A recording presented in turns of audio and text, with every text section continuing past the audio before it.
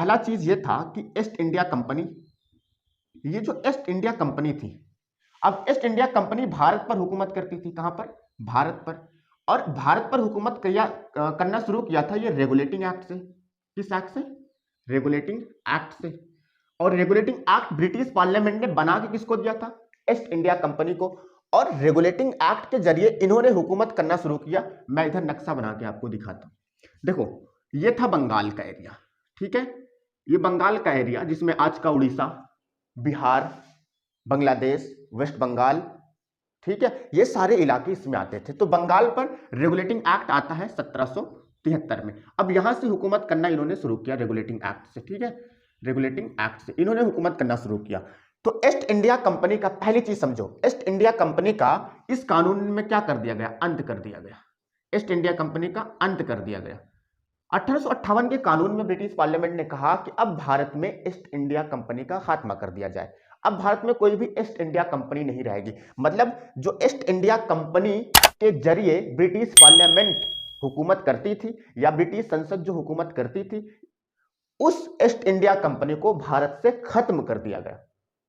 कोई कंपनी यहां पर नहीं रहेगी। अब ईस्ट इंडिया कंपनी का कोई काम नहीं है। दूसरा चीज, भारत में जब ईस्ट इंडिया कंपनी का खात्मा कर दिया गया तो ईस्ट इंडिया कंपनी के जो क्षेत्र थे, ऐसे समझो, ईस्ट इंडिया कंपनी के क्षेत्र थे, ईस्ट इंडिया कंपनी राजस्व वसूलती थी। ईस्ट इंडिया कंपनी के जो क्षेत्र थे वहां पर गवर्नर रहते थे। जैसे ये जो बंगाल है, ठीक है, ये बंगाल जो था ईस्ट इंडिया कंपनी का क्षेत्र था। किसका? ईस्ट इंडिया कंपनी का क्षेत्र था। और ये मद्रास का इलाका जो भी था ये ईस्ट इंडिया कंपनी का क्षेत्र था, ठीक है। और ये अवध का इलाका, यहां पर भी ये ईस्ट इंडिया कंपनी का क्षेत्र था। और ये बंबई का इलाका, यहां पर भी ईस्ट इंडिया कंपनी का क्षेत्र था, ठीक है। और यहां पर जितने भी एरिया थे, ये चाहे बंबई का एरिया हो, चाहे मद्रास का एरिया हो, अवध का एरिया हो, चाहे वो बंगाल का एरिया हो, इन सभी क्षेत्रों पर ईस्ट इंडिया कंपनी कंट्रोल करती थी। इस ईस्ट इंडिया कंपनी इन सभी एरिया पर अपने अपने एक गवर्नर अपॉइंट किए थे। मतलब बंबई में भी एक गवर्नर था, ठीक है, यहां पर भी एक गवर्नर था, मद्रास में भी, और बंगाल में भी था, और अवध में भी था। इन सभी इलाकों में ना ईस्ट इंडिया कंपनी एक एक गवर्नर को अपॉइंट करती थी। और ये गवर्नर क्या करते थे? अपने क्षेत्रों में प्रशासन को मैनेज करते थे, एडमिनिस्ट्रेशन को कंट्रोल करने का काम करते थे। और ये गवर्नर क्या करते थे? इन क्षेत्रों से राजस्व वसूलते थे, पैसा राजस्व वसूलते थे। तो मतलब बंबई के क्षेत्रों से वहां का जो गवर्नर होता था वो भी राजस्व वसूलता था, और बंगाल का जो गवर्नर होता था बंगाल के क्षेत्र से राजस्व वसूलता था। और यहां पर जो गवर्नर होता था अवध में, वहां के भी क्षेत्रों से राजस्व वसूला जाता था। इस प्रकार ये जितने भी इलाके थे ये ईस्ट इंडिया कंपनी के क्षेत्र में आते थे।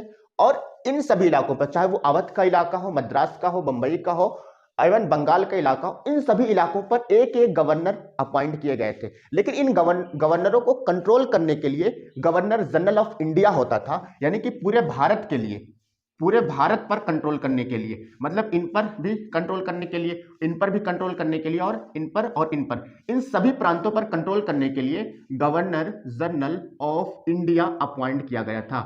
और गवर्नर जनरल ऑफ इंडिया जो था ये ईस्ट इंडिया कंपनी का मेन मुख्य कर्मचारी, मुख्य अधिकारी माना जाता था। और ईस्ट इंडिया कंपनी बंगाल के गवर्नर को कंट्रोल करता। ईस्ट इंडिया कंपनी का जो गवर्नर जनरल ऑफ इंडिया होता था वो अवध के गवर्नर को भी कंट्रोल करता था, वो मद्रास गवर्नर को भी कंट्रोल करता था, वो बंबई के गवर्नर को भी कंट्रोल करता था। तो ये जो ईस्ट इंडिया कंपनी का मुख्य अधिकारी होता था, गवर्नर जनरल ऑफ इंडिया, ये सभी को कंट्रोल करता था। और पहले ये गवर्नर जनरल ऑफ इंडिया नहीं था, पहले ये गवर्नर जनरल ऑफ बंगाल था। लेकिन 1833 के कानून में गवर्नर जनरल ऑफ बंगाल को पूरे भारत का गवर्नर जनरल बना दिया गया था। और पहले गवर्नर जनरल ऑफ इंडिया जो थे लॉर्ड विलियम बेंटिंग थे। तो इस प्रकार देखो, ईस्ट इंडिया कंपनी का तो 1858 में खात्मा कर दिया गया, अंत कर दिया गया। तो इसका जो क्षेत्र था, चाहे वो क्षेत्र बंगाल का रहा हो, किसका क्षेत्र? ईस्ट इंडिया कंपनी का, चाहे वो मद्रास का रहा हो जैसे मैंने आपको बताया अभी, चाहे वो बंबई का रहा हो, चाहे वो अवध का क्षेत्र रहा हो, इन सभी क्षेत्रों पर एक गवर्नर होते थे, एक एक गवर्नर होते थे इन सभी क्षेत्रों पर। और इनको कंट्रोल करने के लिए गवर्नर जनरल ऑफ इंडिया होता था, ठीक है, इनको कंट्रोल करने के लिए गवर्नर जनरल ऑफ इंडिया होता था। अब इनके क्षेत्रों से, अब इनका जो क्षेत्र था, इन सभी क्षेत्रों से इनकी पावर को छीन लिया गया, और छीन के इन सभी पावर को किसको दे दिया गया? अब देखो, क्राउन को दे दिया गया। लेकिन यहां पर जो राजस्व वसूला जाता था, जैसे बंगाल से जो राजस्व आता था, पैसा आता था, और यहां से मद्रास से जो भी पैसा आता था, राजस्व आता था, यहां से बंबई से जो भी राजस्व आता था, इन सभी इलाकों से जो राजस्व वसूला जाता था, इन सभी क्षेत्रों को उठा के किसको दे दिया गया? क्राउन को। अब क्राउन के जिम्मे बंगाल भी होगा, क्राउन के जिम्मे मद्रास भी होगा, और क्राउन किसको कंट्रोल करेगा? अब बंबई को भी कंट्रोल करेगा। क्राउन किसको कंट्रोल करेगा? अवध को भी कंट्रोल करेगा। जो क्राउन था, इस ईस्ट इंडिया कंपनी की सारी पावर्स ट्रांसफर होकर किसको दे दी गई? क्राउन को दे दी गई। अब क्राउन क्या करेगा? बंगाल को भी कंट्रोल करेगा, मद्रास को भी, बंबई को भी, अवध को भी। और सिर्फ कंट्रोल ही नहीं करेगा, ईस्ट इंडिया कंपनी के ये क्षेत्र थे, क्राउन के हाथ में चले गए 1858 के कानून में। और क्राउन के हाथ में जाने के बाद मद्रास से जो राजस्व आता था, क्या आता था? राजस्व आता था। और बंगाल से या मद्रास से जो राजस्व आता था, बंबई से जो राजस्व आता था, इन सभी पर टैक्स, जो पैसा वसूला जाता था, पहले तो कंपनी के गवर्नर जनरल वसूलते थे, लेकिन अब ये किसके हाथ में चला गया? क्राउन के हाथ में चला गया। सारा किसके हाथ में चला गया? क्राउन के हाथ में चला गया। तो आप यहां पर समझो कि ईस्ट इंडिया कंपनी का जो भी क्षेत्र था, जहां जहां पर ये हुकूमत करती थी, जहां जहां ये पावर में थी, जहां जहां से पैसा वसूलती थी, जहां जहां पर इनके गवर्नर थे, उन सभी का पद खत्म कर, और उन पदों को खत्म करने के बाद उस सारी पावर्स को उठा के क्राउन के हाथ में दे दी गई। पहला चीज समझे, पहला चीज क्या हुआ? ईस्ट इंडिया कंपनी का अंत कर दिया गया। ठीक है, 1858 के कानून में ईस्ट इंडिया कंपनी का अंत कर दिया गया। दूसरा चीज, जो ईस्ट इंडिया कंपनी के जो क्षेत्र थे, ईस्ट इंडिया कंपनी के क्षेत्र में जो गवर्नर अपॉइंट होते थे, और ईस्ट इंडिया कंपनी उन क्षेत्रों से जो राजस्व वसूलती थी, इन सभी को उठा के किसको दे दिया गया? क्राउन को दे दिया गया। अब इन सब का मालिक कौन होगा? क्षेत्रों का मालिक क्राउन होगा, और यहाँ के जो गवर्नर जनरल जो होंगे, इनके पद को भी खत्म कर दिया गया। जो राजस्व वसूला जाएगा वो कौन वसूलेगा? क्राउन। उस समय जो क्राउन थी वो रानी विक्टोरिया थी। कौन थी? रानी विक्टोरिया के हाथों में सारी पावर्स चली गई ईस्ट इंडिया कंपनी की। दूसरा चीज, तीसरा चीज, भारत का जो शासन था, भारत का शासन जो था किसके हाथ में था? ईस्ट इंडिया कंपनी के, ईस्ट इंडिया कंपनी के। लेकिन जब ईस्ट इंडिया कंपनी का अंत कर दिया गया तो ये शासन कहां पे चला गया? क्राउन को ट्रांसफर हो गया। किसको?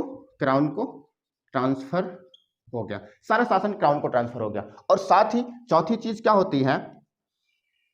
चौथी चीज क्या होता है कि ये जो कानून था, इस कानून में द्वैध शासन जो था, कौन सा शासन? द्वैध शासन का अंत कर दिया गया। द्वैध शासन का अंत कर दिया गया। अच्छा, ये द्वैध शासन आया था ईस्ट इंडिया कंपनी के लिए, लेकिन जब ईस्ट इंडिया कंपनी ही नहीं रही तो द्वैध शासन को कोई मतलब नहीं था, इसका अंत कर दिया गया। लेकिन द्वैध शासन आया था पिट्स इंडिया एक्ट में।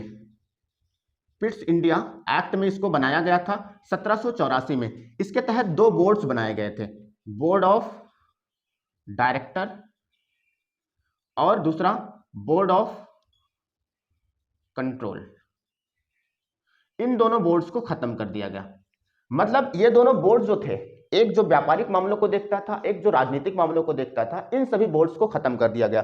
कोई अब द्वैध शासन नहीं था। 1858 के कानून में जब ईस्ट इंडिया कंपनी ही नहीं रहे तो उससे रिलेटेड जितने भी कानून थे, चाहे वो बोर्ड ऑफ कंट्रोल जैसे कोई कानून रहे हो या बोर्ड ऑफ डायरेक्टर जैसे कोई कानून रहे, इन सारी कानूनों का कोई वैल्यू नहीं था, सबको खत्म कर दिया गया 1858 के कानून में। उसके साथ ही साथ एक मुगल पद था, मुगल पद, ये मुगल पद था, इस मुगल पद का भी अंत कर दिया गया 1858 के कानून में।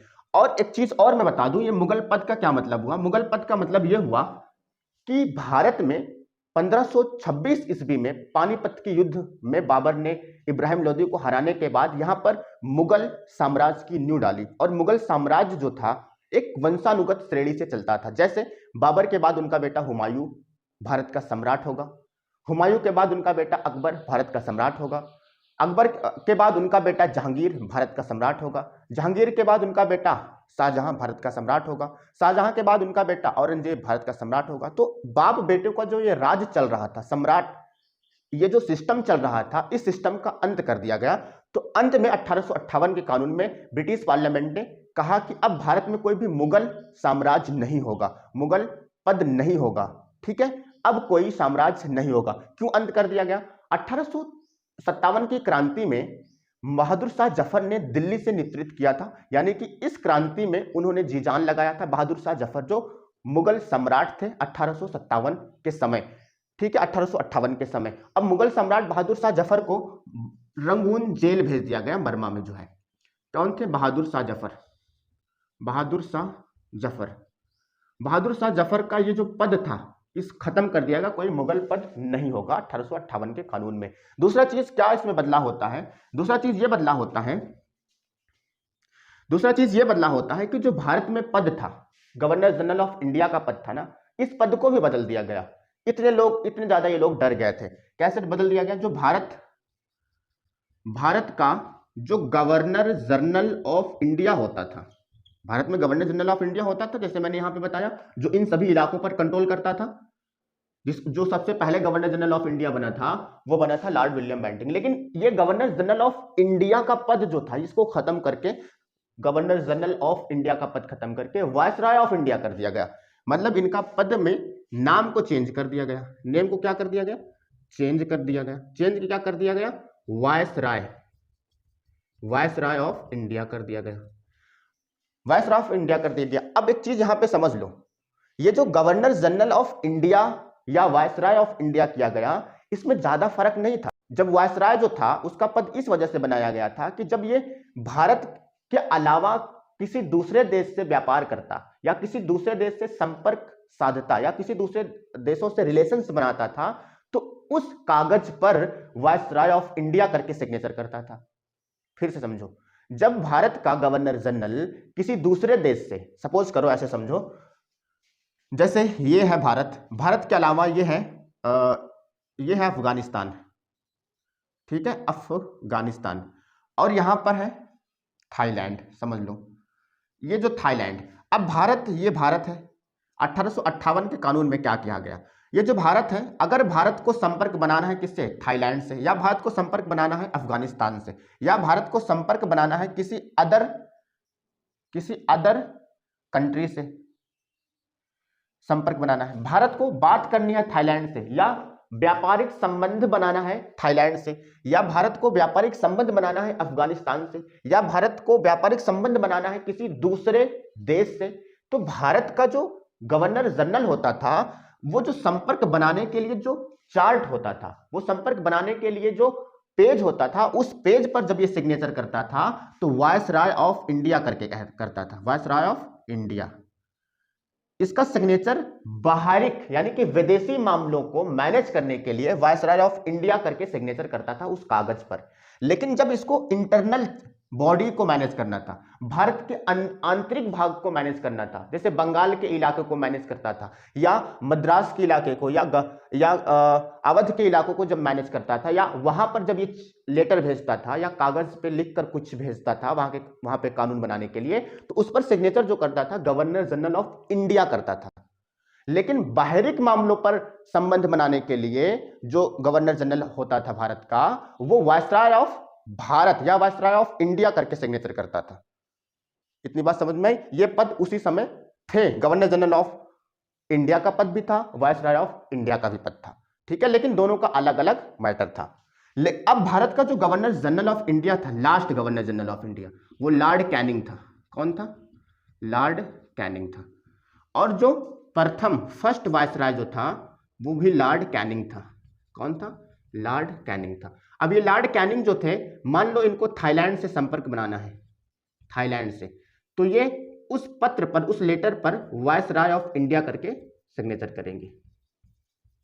अब लॉर्ड कैनिंग को मान लो भारत के अवध इलाके को मैनेज करने के लिए कोई कागज पर सिग्नेचर करना है, तो ये गवर्नर जनरल ऑफ इंडिया करके सिग्नेचर करेंगे। और ये विदेशों से संपर्क साधने के लिए, और ये भारत के आंतरिक मामलों को कंट्रोल करने के लिए, विदेशों से संपर्क साधने के लिए वायसराय ऑफ इंडिया का सिग्नेचर चलता था, और भारत के आंतरिक मामलों को मैनेज करने के लिए, कंट्रोल करने के लिए गवर्नर जनरल ऑफ इंडिया का सिग्नेचर चलता था। 1858 के कानून में जब ये सारी चीजें हो रही हैं, ईस्ट इंडिया कंपनी का खात्मा हो गया, द्वैत शासन का अंत हो गया, एक जो एक नया पद बनाया गया, ठीक है, और साथ ही साथ ये मुगल का पद जो था उसको भी खत्म कर दिया गया। अब अगला चीज जो होता है, भारत में, भारत के लिए एक नया पद बनाया गया, न्यू पद बनाया गया। इस पद का नाम क्या था? भारत का राज्य सचिव, सेक्रेटरी ऑफ इंडिया। ये जो नया पद बनाया गया, इस पद का नाम जो रखा गया, भारत का राज सचिव रखा गया। अब ये 1858 के कानून में ये जो नया पद बना, इस पद का दायित्व क्या था, काम क्या था, कुछ भाग में हम डिवाइड कर लेते हैं। देखो, ये जो भारत का राज सचिव था, भारत पर पूर्ण कंट्रोल इसको दे दिया गया, पूर्ण कंट्रोल दे दिया गया। अब ये जो भारत का राज सचिव नाम का जो पद बनाया गया था, ये जो भी इंसान होता था, जो भी व्यक्ति होता, मान लो ए नाम का कोई व्यक्ति है, अब ये व्यक्ति जो है भारत के मामलों पर पूरी तरीके से पकड़ रखेगा, भारत के शासन पर पूरी तरीके से कंट्रोल रखेगा, ये जो पद था। दूसरा चीज ये था, इसको ब्रिटिश